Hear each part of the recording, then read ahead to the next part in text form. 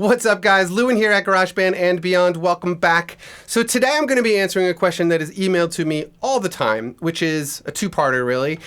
First part, can I mix on my home stereo system, or do I really need to buy a set of studio monitors? So the shortest answer really is no, you can't really successfully, properly mix on a set of home stereo speakers.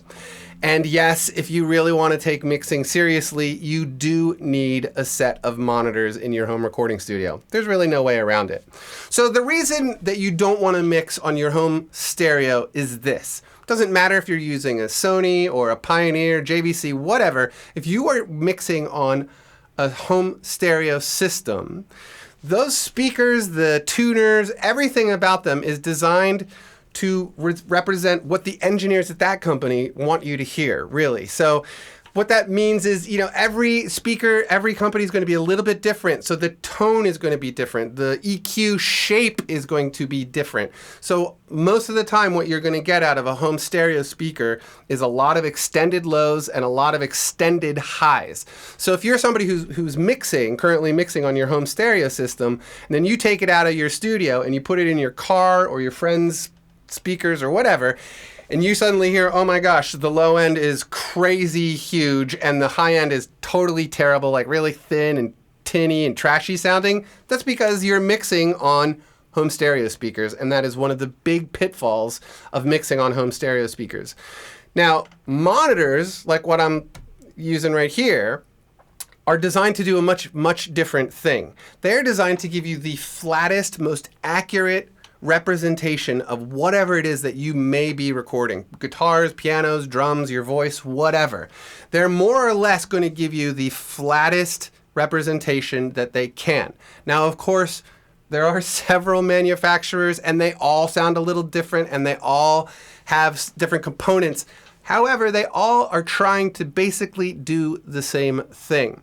So when you get a mix sounding good on a set of studio monitors, then you can take it out of your studio and play it in someone's car stereo or whatever, and you don't have those problems like extended lows and extended highs because you're mixing on something that doesn't have those. So really, you guys, if you really want to take mixing seriously, you really do need a set of monitors. Now, these are the two monitors that I've used the most in my home recording studio. First one over here, this is the M-Audio BX8 This is several generations old now. I bought these 4 or 5 years ago, brand new, but I love them. I still use them pretty often. We have two home recording studios in this apartment of ours. And so right now, these are living in Valentina's studio. If you guys follow Sunshine Superman, she has her own little studio down there. But yeah, so these are in her studio now and they still work great and I love them. They are 5-inch speakers, so the cone itself here is 5 inches. These are the BX8 D2s from M-Audio. So this is an 8-inch speaker. So let's talk about, the big difference between the 5-inch and the 8 inches, obviously the size, but also tonally, this does not produce as much low end as this. There's a lot of advantages to having something like this, especially if you're a first-time studio person, you're building your first studio. These are inexpensive, these don't take up a lot of space, and they do an excellent job of monitoring. They really do. I got some great sounding mixes when I was using these, and I still use them as reference monitors. When I'm finished mixes on this speaker, I'll take it into the other room and I'll play them through this just to make sure that everything sounds right. Now, one thing I will say, like I said, it doesn't give you as much low end. So one of the big battles with using a smaller speaker like this is that you are still sort of chasing a good bass tone because you can't really get, a ton of bass out of this. So it is still sort of a learning process with these speakers as far as getting a good bass tone. However, it is so much easier to use a set of, small speakers like this than your home stereo speakers. And I do speak from experience. I have definitely done that when I was first starting out. I definitely used to plug in my 4-track into my home stereo, and that's how I used to do things. But then, you grow up, you get money, and you learn how to buy things and what to buy. Now, the bigger guys right here, these are the 8-inch speakers, and I gotta say, I love them, and I will really be doing a demo on these, a specific demo on the BX8 D2s, but I can just tell you right now, they're really great monitors for the money. They're not like the best sounding monitors I've ever heard, but they're definitely my favorite sounding monitors in the $300 price range.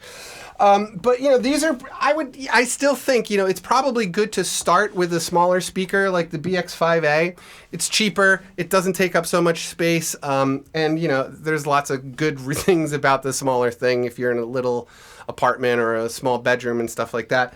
And mostly, like, it's not like going to crush the low end in your neighbors aren't going to be like, what is going on up there? Why is there so much bass coming through the ceiling?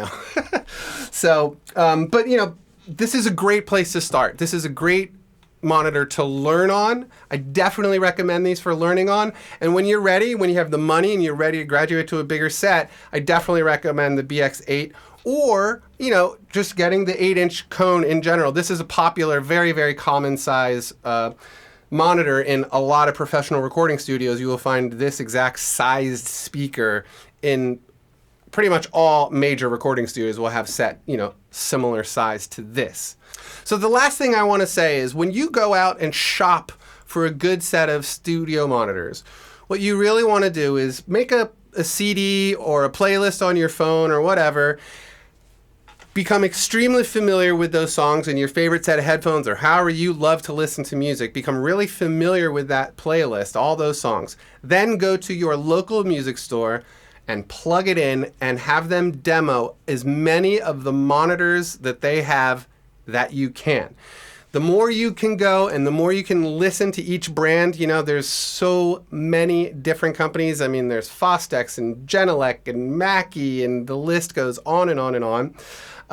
There's so many different monitors out there that it really is important for you as the engineer to go and listen to each one of them. If you're going down there with a playlist, a CD of music that you're really familiar with, and you go down there and you can listen to them, choose the ones that sound good to you that are in your price range. That's the best advice I can give you.